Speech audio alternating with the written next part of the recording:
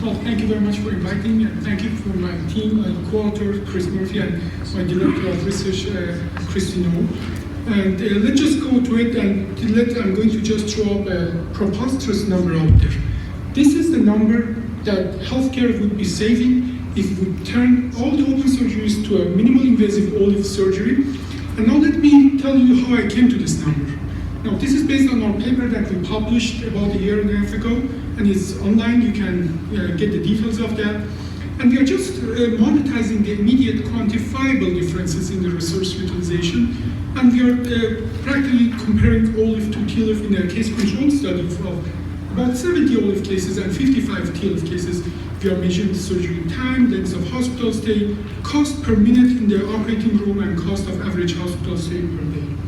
Now, OLLIF mechanism of saving the cost is practically much shorter surgery time. As a matter of fact, in the current study, the average time of a one-level surgery, one cage, 4 screws, is 35 to 45 minutes.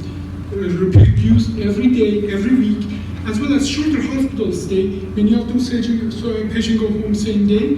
In our previous study that I'm going to show you some data, later on, we will go back to that. Now, these are our resources. That the average cost of the hospital OR time is about $83 per minute, and hospital stay about $2,100. And obviously, we are going to look at many data, but let me just show you some data regarding one level.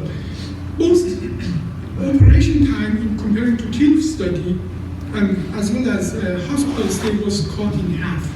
And this is a long calculation. I'm not going to go over it, but I'm going to present it to you if you wish, so just contact me. And this adds up to $2,729,746,800 per this study. And how is it possible? First of all, let's talk about what is OLLIF. I'm not talking about the OLIF, which is a retroperitoneal approach. I'm talking about the OLLIF, which is a transcambient approach.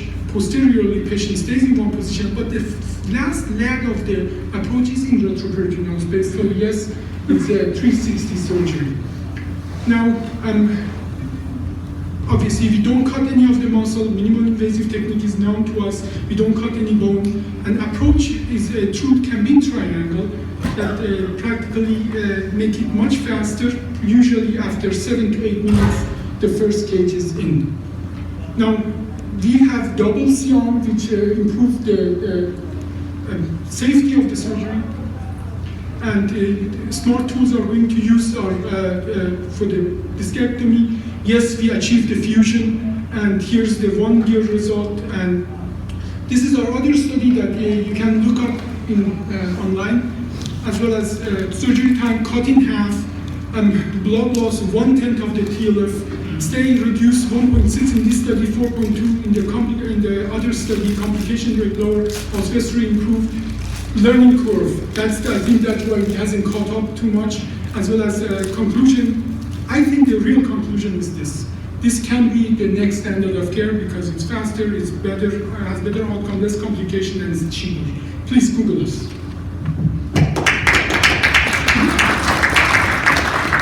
Thank you. The next presentation is by Dr. Isler, talking about early and late reoperation rates and etiologies are similar between CMIS and hybrid techniques for ASD correction. Thanks, Paul. I'd like to thank all my co-authors and